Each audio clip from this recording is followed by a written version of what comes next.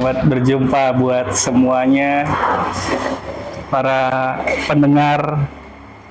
Terima kasih sudah mendengarkan 8 subscriber kami dan yang nge-like dan viewer kami yang alhamdulillah mudah-mudahan naik terus. Amin. Selamat berjumpa kembali di Obrolan pembawa rezeki. Hari ini panas banget ya, Ayos, nggak karu-karuan. Benar panas. Sampai apa tuh? Gue ngerasa tadi kan begitu abis minum air putih terus kayaknya keluar lagi gitu air putihnya dari keringet gitu, saking panasnya. Padahal kemarin hujan, tapi hujannya deres loh kemarin. Di tempat Deres hujan banget. deres. Yang tahu yang tadinya panas tahu hujan deres banget. Tapi yang lucu di Kedoya itu nggak hujan sama sekali. Oh. Laporan dari kawan kita Pungki. Pungki kaget datang ke sini tiba-tiba kok basah. Emang hujan Om? Iya, hujan. Oh di Kedoya nggak hujan sama sekali katanya dia gitu. Gua sampai terkejut. Wow, di sana nggak hujan sama sekali, di sini deres gitu kan. Berarti selatan tuh emang lebih banyak kena hujannya sih emang pasti daripada barat utara gitu ya. Bisa jadi anginnya. Betul. Padahal apa namanya? Gue pikir apa dulu, tapi emang iya sih dulu zaman gue di Tebet itu berasa hujannya jarang nyampe gitu. Karena mungkin berbatasan sama timur. Bener-bener sama kayak di Pejaten juga apa namanya, kalau Depok udah geluduk gelap banget tapi nggak nyampe juga hujannya. Itu juga heran. Habis di jalan berarti. Bener. Sama kayak mungkin karena Depok ngomong-ngomong Depok, kemarin ada timeline tuh. Timeline Depok dari kelahiran Ayu Ting Ting. Ayu Ting Ting benar-benar terus kejadian mistis-mistis. Mulai dari apa, babi ngepet, kolor hijau. Terus terakhirnya itu Lebaran hari Kamis katanya. Ngapain? Oh sih, ngapain sih? Di Depok itu udah Lebaran dari hari Kamis. Serius? Ada yang udah hari Jumat? Bukan hari Jumat. Hari Jumat itu Muhammadiyah kan? Betul, Muhammadiyah tuh bahkan sebelum Muhammadiyah. Iya. Keren juga. Keren juga. Gue cukup kagum dengan orang-orang yang iseng banget gitu loh bikin timeline kayak beginian tuh. Bener-bener memberi hiburan yang ekstra gitu buat kita semua. Kadang-kadang kalau ngelihat meme-meme gitu di apa namanya konten-konten di TikTok lah, Instagram lah gitu ya, kadang-kadang suka bingung ini orang pada mikir apa ya kok bisa bikin kayak gitu. Mirip kayak kontennya Kiskicu tuh juga gitu tuh. Loh kok bapak-bapak lagi? Loh kok bapak-bapak lagi? Loh kok bapak-bapak lagi? Gitu. Kita ada di mana? Nah itu untuk yang mau nonton YouTube-nya Kiskicu bisa di search juga Kiskicu. Isinya jok-jok bapak-bapak semua ya. Aduh. Pengen marah tapi kok kenal sama yang bikin gitu. Tapi kayaknya Jok Purwodedi itu udah overuse kali ya, Ki. Kenapa? Yang nonton dikit. Kioput kan gitu ya. Tapi kayak kalau menurut gua kelamaan ininya. Apa tuh? Ini building story-nya. Building story-nya rada kelamaan. Orang-orang jadi yang aduh apa sih ini? Kok panjang banget sih gitu. Punchline-nya kurang cepet. Mungkin ya. Bisa jadi. Iya itu sih. Iya bisa jadi sih, Ki. Gue nggak ngerti stand up comedy tapi kalau ngeliat ininya sekarang gue ngerasa ini kayaknya gue udah tahu ujungnya apa terus kayak kok nggak selesai ya gitu waktu pas gue lihat gitu. Bisa jadi Ki, iya benar sih. Soalnya kan emang short itu ya orang-orang yang beneran nyari cuman pendek-pendek kan. Iya, cuma di scroll doang gitu ya. Lagi ini apa namanya? Lagi mencari hiburan singkat. Tapi itu menarik sih kayak behavior orang-orang buat browsing gitu kan. Kayak gue kadang-kadang nih kalau lagi nungguin toko, terus lagi nggak ada kerjaan mau ngapain, kadang-kadang yang paling pertama gue lihat pasti kayak Instagram, terus TikTok gitu kan. Baru kalau udah kayak capek ngeliat TikTok, kayaknya kontennya kok nggak jauh beda ya satu sama lain temanya gitu. Gue baru mulai pindah ke YouTube. YouTube biasanya paling gue cuma ngeliat 1 video atau 2 video udah. Tapi kalau IG gitu kan sama TikTok tuh bisa kayak yang never ending scroll gitu sampai lo kayak ngerasa terus capek deh gue nih, kayak pindah ini deh, pindah platform deh gitu, tuh bisa kayak gitu. Kemarin makanya mungkin apa namanya kadang-kadang gue suka ngirimin ke teman-teman gue gitu kan konten-konten aneh-aneh itu, karena biasanya gue lagi scrolling apa terus gue inget teman-teman gue nih cocok nih gue kirimin nih gitu. Ada beberapa teman-teman gue yang kerjanya kita kirim-kiriman reel, kirim-kiriman konten gitu. Maaf loh Ki, gue jarang buka IG sih ya, jadi gue yang dikirimin mulu ya. Nggak apa-apa lo kayak Isinya yang bener unfaedah ya. Ultraman tahu-tahu punya tetek gitu kan. Aduh, gimana caranya coba? itu orang-orang tapi yang bikin konten itu gue juga nggak ngerti. Gue nggak ngerti itu beneran ada ininya apa enggak ya, ada filmnya apa enggak ya. Mungkin Kayaknya sih enggak deh. mesti nanya sama yang ahli ultra tuh. Ada tuh teman gue namanya Dion, shout out buat Dion. Dion tuh dia inilah apa namanya sangat senang dengan Ultraman, jadi dia banyak gitu. research Ultraman-nya gitu. Dia apa namanya temannya Thomas juga gitu, tapi kalau dia ngajar di kampus kalau nggak salah seingat gua gitu. Jadi dia punya koleksi atau apa? Dia punya pengetahuan, ilmu pengetahuan tentang Ultraman gitu. Ada podcastnya, gue lupa podcastnya sama siapa tuh, sama teman-temannya tuh. Kemarin cerita tentang apa ya, Ultraman apa Kamen Rider gitu. Oh iya, Kamen Rider juga ini sih banyak penggemar apa ya, fanatik lah. Dari zaman kapan lah. Iya.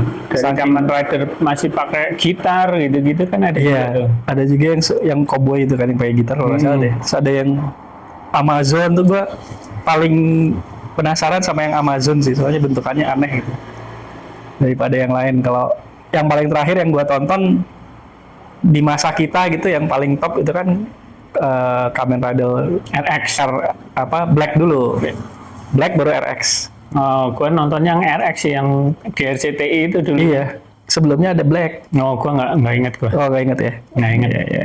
Itu Black itu si Kamen Rider Black-nya apa namanya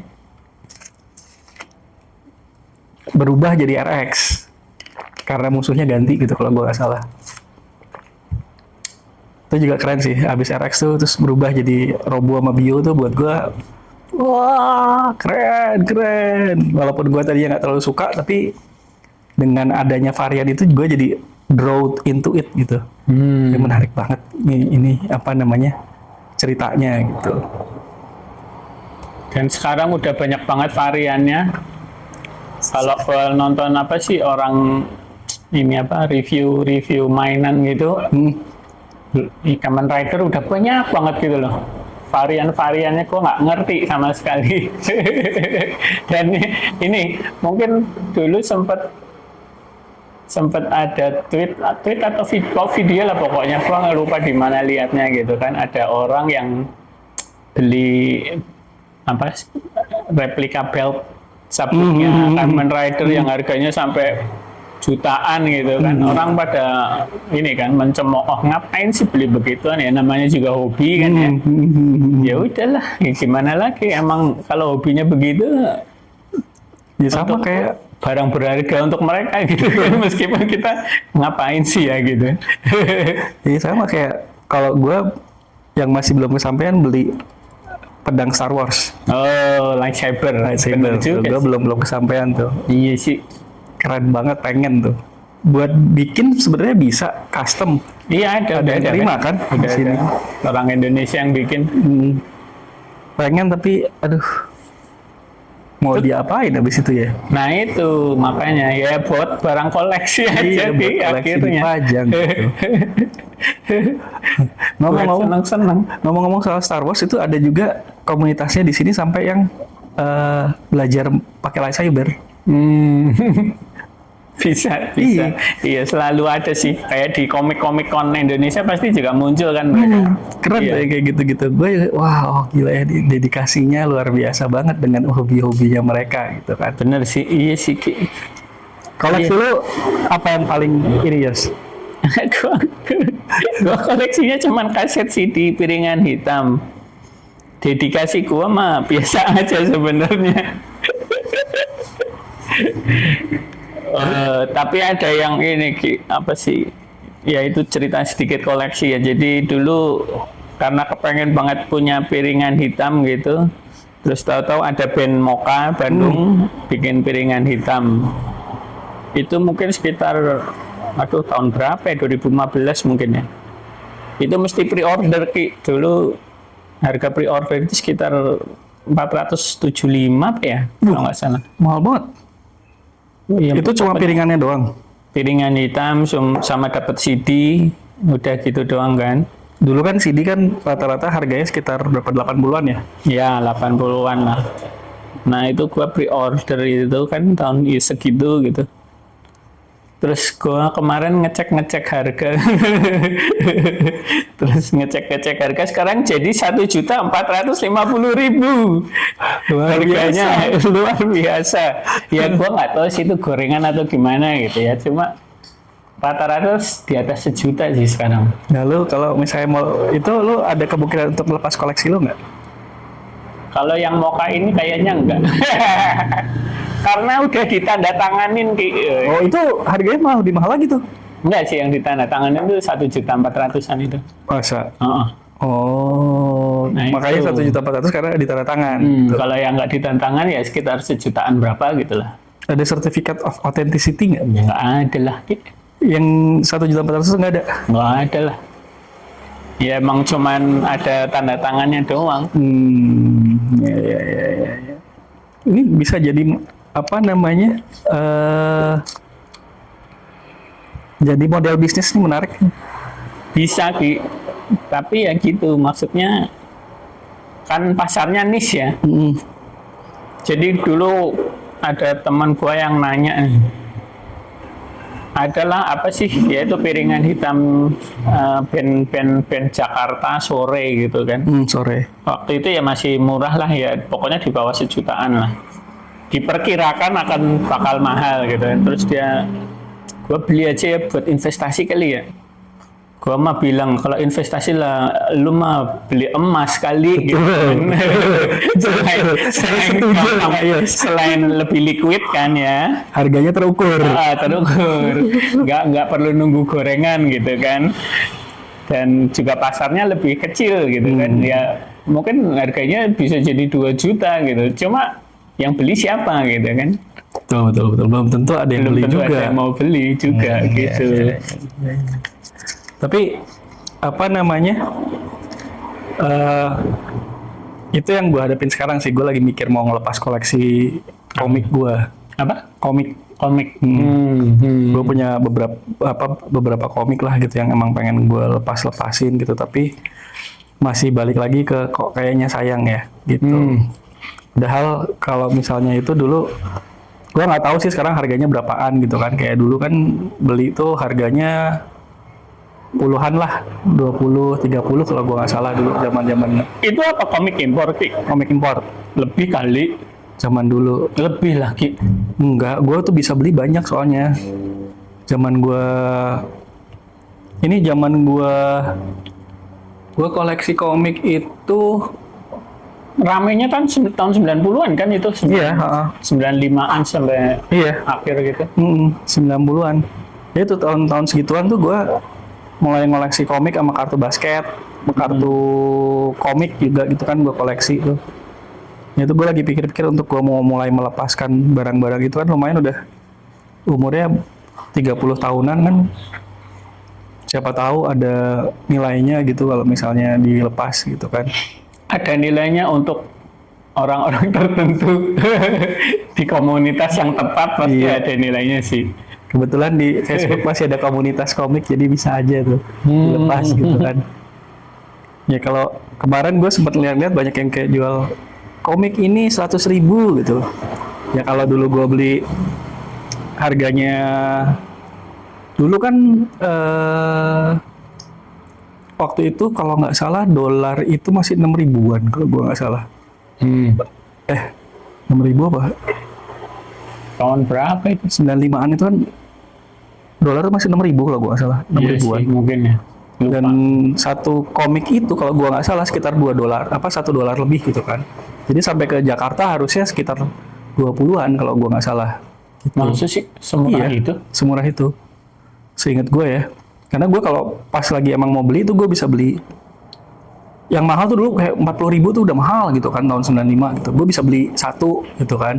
Kalau lagi apa namanya beli yang nggak apa istilahnya yang bukan special edition gitu yang biasa-biasa tuh gue bisa kalau gue nggak salah harganya bangsa 20 berapa belas gitu tuh masih bisa dapet gitu. Ya kalau sekarang bisa dijual dengan harga 100.000 aja Udah untung. udah happy banget gitu sebenarnya gue mah gitu kan. Ya nggak tahu lah apakah akan kejadian atau enggak, kita tunggu nanti. Siapa tahu di episode berikutnya ada Bener. ini Siapa tahu ada yang ini koleksi komik juga bisa komen. Jangan lupa buat komen di bawah. Gue koleksi komik nih, gue juga mau jual. Boleh kasih tahu dong, kira-kira jualnya kemana gitu. Sama jangan lupa buat like dan subscribe kita punya channel. Kalau udah subscribe jangan lupa pasang bel. Gitu. Bener. Gitu. Nah, apa namanya? Balik lagi ke hobi ngumpulin gitu kan. Gue selain ngumpulin itu, gue punya hobi ngumpulin yang bikin kesel orang serumah sih. Gue ngumpulin kaleng minuman yang gue minum.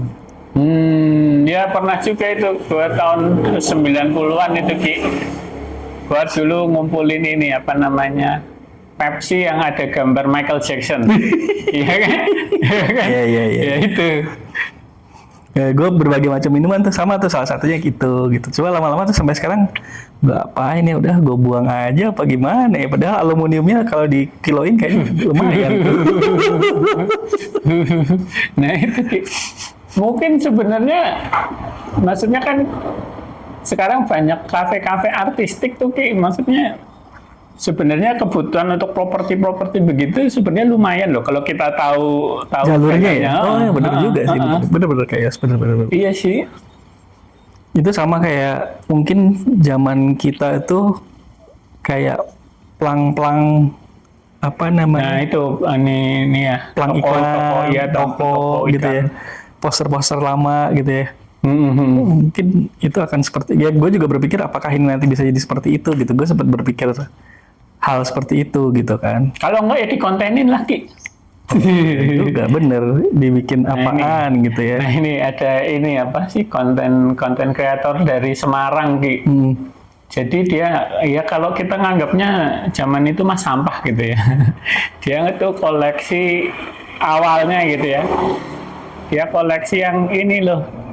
Pantun-pantun di balik tutup Fanta. Sprite gitu-gitu. Kita nyebelin banget.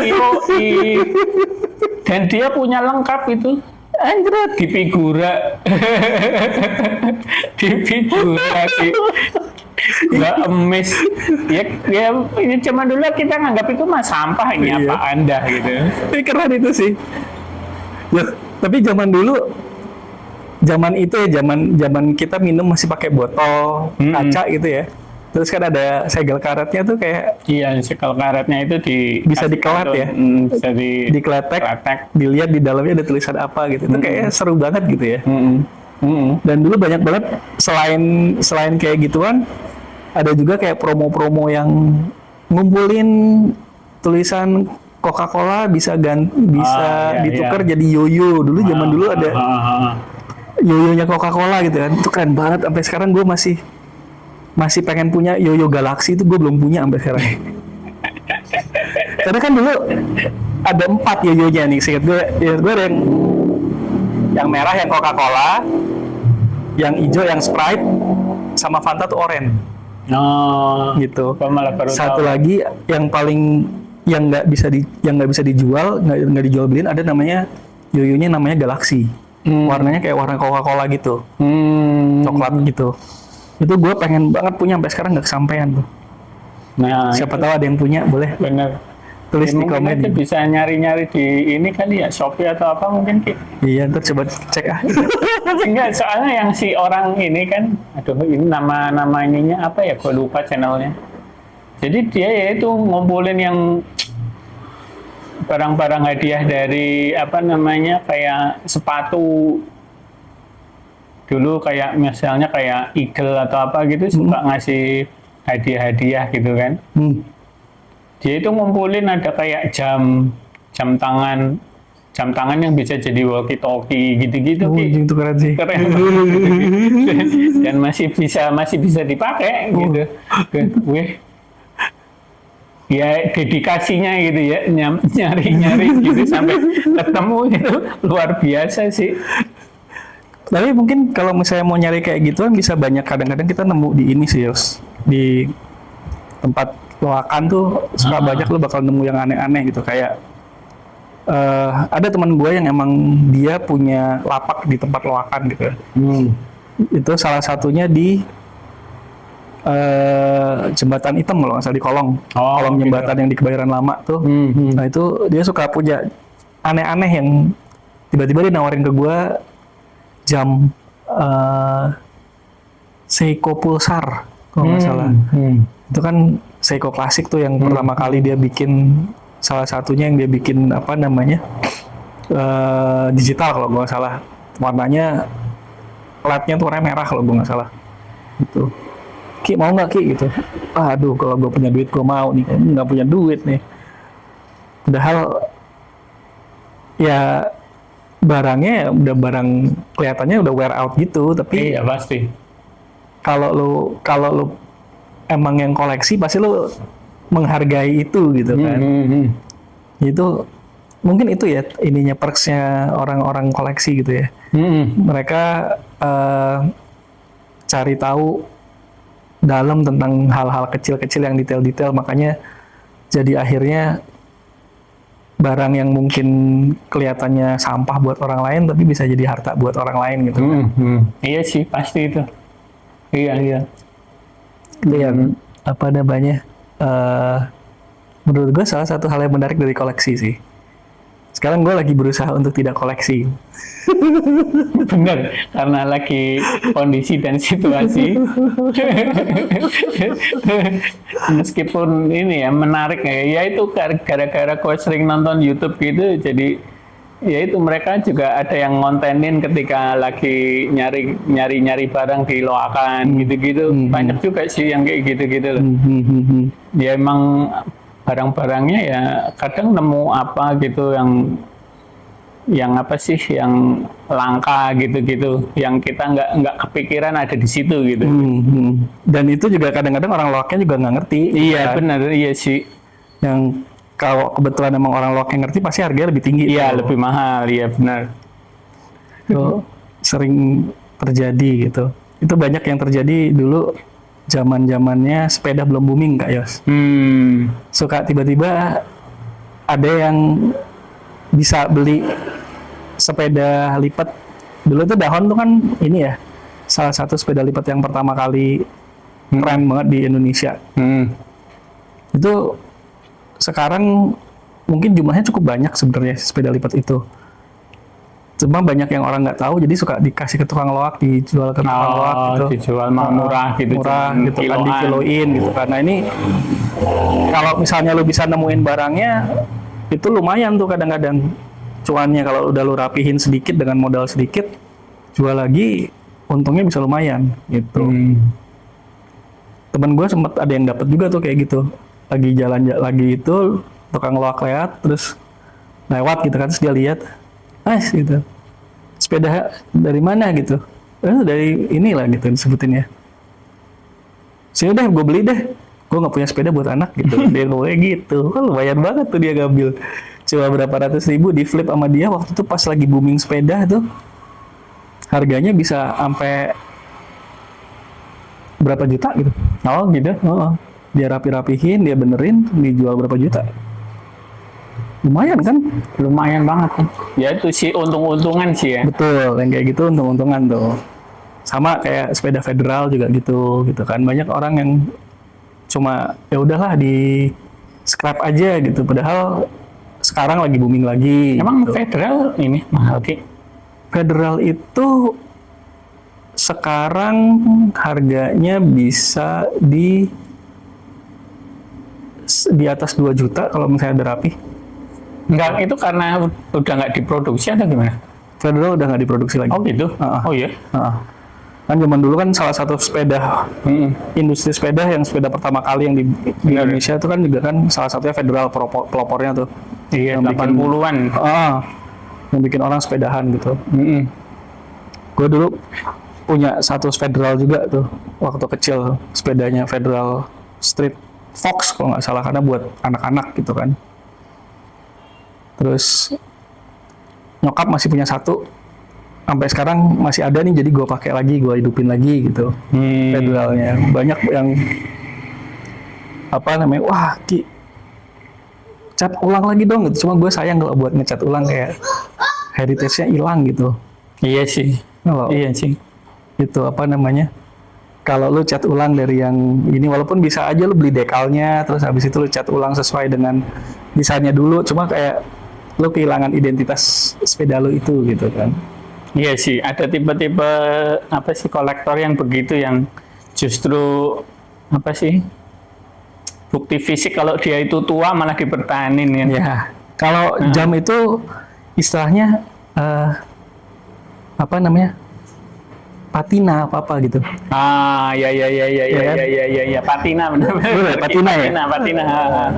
Kelihatan tuh wear out-nya gitu, terus habis itu warnanya udah luntur, ada sedikit apa, ada karat-karatnya dikit gitu. Patinanya harus dipertahankan, malah itu yang bikin jadi lebih mahal jamnya gitu kan. Benar-benar sih. Tuh apa namanya, gue nggak tahu sih, kalau misalnya bukan orang yang koleksi gitu ya, ngelihat ini orang ngapain sih, udah jam udah jelek, udah rusak gitu, disayang-sayang gitu, buat apaan sih gitu kan. Kalau orang nggak tahu kan kayak gitu kan. Benar. Tapi ya itu lagi, kalau orang koleksi ya kadang nggak peduli sama lo gitu kan. Yang penting gue suka gitu kan. Dan Iya sih. niche emang sih. Bener-bener niche banget sih emang. Mungkin sama kayak kita punya YouTube ini rada niche nih, karena omongannya nggak karu-karuan gitu. Jadi cuma sedikit orang yang mau dengerin omongan yang nggak karu-karuan ini. Tapi nggak apa-apa lah.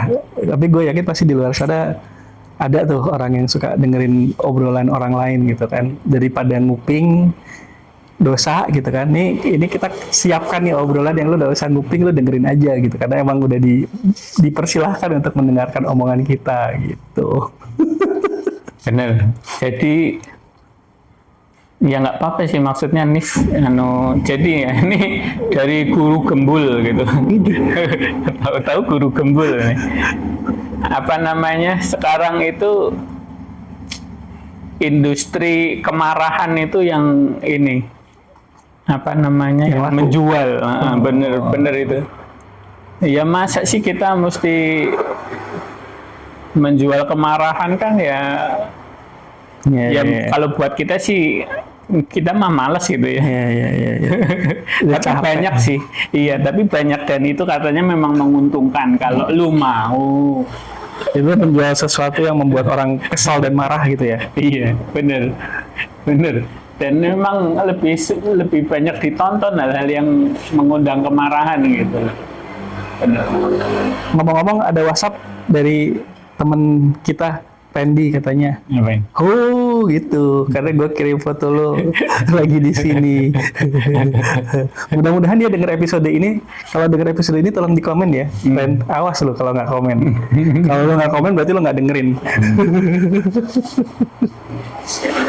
Besok gue cek nih, ntar kapan terakhir kali dia dengerin kita punya podcast. Kalau nggak, awas nih gue idein. Randy itu salah satu subscriber kita juga ngomong-ngomong kan. Bener, subscriber terus nge-like juga sempet, tapi habis itu nggak ketahuan apakah dia nge-like lagi atau nonton lagi atau enggak gitu ya. Aduh, teman kita yang satu itu memang unik. Duh, panas. Aduh ya Allah, panasnya ya Allah. Jadi ngomong-ngomong panas, enggak juga sih, nggak ada ini, gua nggak ada ide topik ke soal panas gitu. Aku bingung ya mau ngomong apa ya. Ya inilah namanya obrolan pembawa rezeki kita. Kita ngobrol spontan nggak pakai skrip gitu sama sekali. Bener. Kalau ini sekarang kan tanggalnya Nani, I love you tetap. Dan untuk para pendengar, sekarang Sunny I love you udah di animate. Jadi kalau ada batuk Sunny I love you, coba tolong dicek lagi gitu. Oh iya, jadi animasikan ini Sunny I love you-nya. gue baru sadar kemarin waktu pas lihat episode 14 tuh. Gue baru sadar ini kenapa di animate, kurang ajar dia, colongan. Ya namanya juga usaha kan Ki. Kenapa Buncing tiba-tiba datang mukanya garang? Si Buncing nih semenjak di steril bulunya jadi lebih bagus dan lebih gemuk gitu. Gue nggak tahu kenapa sih. Apakah emang kalau lebih gemuk, emang gue dengar katanya kalau kucing abis steril biasanya emang akan jadi lebih gemuk gitu kan. Akan lebih gemuk dan pemalas katanya. Tapi kalau bulunya jadi bagus tuh gue nggak tahu sih. Ini bulunya, gue ngerasa bulunya jadi lebih bagus. Padahal makanannya yang gue kasih makanan biasa gitu, bukan makanan yang khusus buat bulu gitu. Tapi ini apa namanya, hasilnya ya begini gitu. Jadi buat pecinta kucing yang tahu juga bisa komen juga. Apakah fakta yang gue sebutkan ini benar atau salah? Gitu. Apa pengalaman kalian pernah ini mensteril terus tahu-tahu jadi bagus kucingnya gitu? Tapi ya iya sih. Tapi emang tergantung makanan. Iya ya. Kalau menurut gue sih tergantung makanan. Karena emang pengalaman gue selain Buncing ini kan gue punya ada 4 kucing lagi di rumah kan. Semuanya udah gue steril. Nah, 2 yang paling terakhir ini kucing gue itu dari kecil makanannya lebih bagus. Karena kalau 2 yang pertama gue adopsi itu gue start dari makanan yang biasa-biasa aja lah gitu, karena gue waktu dulu masih nggak ngerti kucing, yang penting dikasih makan aja gitu. Tapi lama-lama karena mengerti kucing jadi akhirnya coba ngasih yang lebih bagus, sampailah di taraf yang menurut gue nih udah cukup lah gitu kan, makanannya udah cukup bagus dan emang makanannya buat bulunya lebih bagus gitu kan. Nah 2 yang terakhir ini emang bulunya bagus, mengkilat, terus abis itu tebel gitu. Kucing gue yang nomor 3 itu namanya Hima. Hima tuh singkatan dari hitam manis. Karena dia kucingnya hitam semua gitu, bener-bener hitam. Dan bulunya tuh tebel gitu. Bukan kayak kucing yang Persia atau Angora yang bulunya panjang gitu ya. Tapi ini bulu biasa tapi tebel gitu. Berasa kalau misalnya dielus-elus, diusap gitu ya, berasa tuh kalau bulunya tebel gitu. Dan satu lagi kucing gue yang terakhir kali diadopsi sama istri gue gitu ya, diselamatin. Waktu itu kucing ini bentukannya jelek sebenarnya gitu. Terus giginya tuh rahangnya sebelah tuh rompal. Kayaknya entah luka kenapa, dia ketabrak atau apa, gue juga nggak tahu gitu ya. Tapi waktu pas kita ketemuin dia nggak bisa makan, kita rawat, alhamdulillah. Walaupun giginya rahangnya sebelah hilang gitu ya, tapi masih bisa ngunyah lah gitu. dan ternyata dia kayaknya blasteran. Oh. Jadi kucingnya mulutnya rada panjang tuh, tapi cuma bagian setengah belakang. Dari leher ke belakang, mukanya dari kepala depannya ke belakang ke leher itu pendek, jadi kayak kucingnya mulet gitu. Nah itu juga bulunya bagus tuh, panjang, lebat gitu, jadi berasa kayak kucing ras gitu, berhal ya. Kucing nemu di jalan gitu. Emang berarti makanan itu berpengaruh sama sama hasilnya. Benar. Di manusia juga gitu kan, you are what you eat gitu kan. Iya. Gue mau ngajutin dikit tapi gue takut ini nanti ngomongnya politik, gue nggak mau ngomong politik. Padahal sama-sama makan nasi loh Ki. Nggak juga. Okay. Ada yang makan kentang, juga. Ada yang makan sagu, kan? Jadi ini Ki, out of topic dikit ya. Jadi kan gua dulu tinggal di Cilacap, terus di Purwokerto, Jogja gitu ya. Tapi karena sering nonton film, zaman dulu sih sinetron ya, TVRI kali ya. Terus kalau penggambaran orang Jakarta adalah kalau makan pagi itu makan makan roti. Sarapannya roti ya? Sarapannya roti. Dalam pikiran gua gitu, yang terbrainwash sama sinetron begituan, kalau semua orang Jakarta makannya roti nih kalau pagi. Tapi gue ngalamin fase itu loh ya, waktu kecil, zaman gue sekolah ya. Gue sarapannya roti. Mungkin karena pada waktu itu sarapan yang cepat jadi. Bisa jadi. Gitu, kayak dibawain sangu, bekal tuh yang paling gampang yang bawain roti gitu. Iya sih. Dan roti tinggal beli roti tawar, lo kasih isian, tutup udah kasih gitu. Kalau nasi kan lo masak nasinya dulu, lo bikin lauknya dulu, minimal masak nasi goreng gitu kan.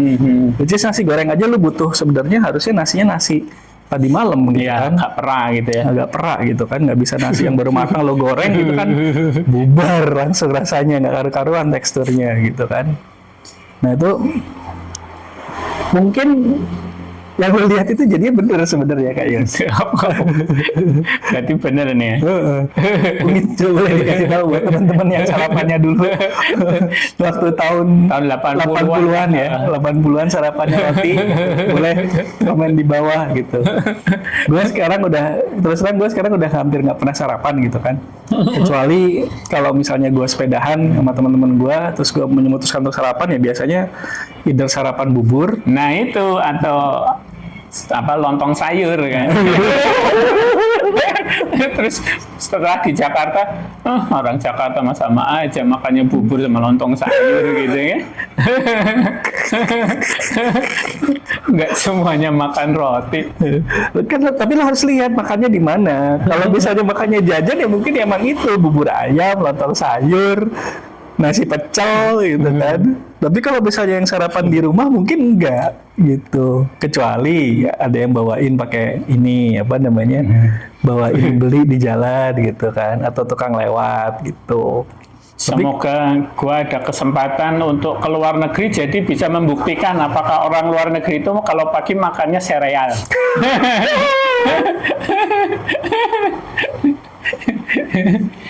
Sania. Lo waktu itu ke luar negeri? Ya Bangkok. Makanya itu tetap makanya serangga gua.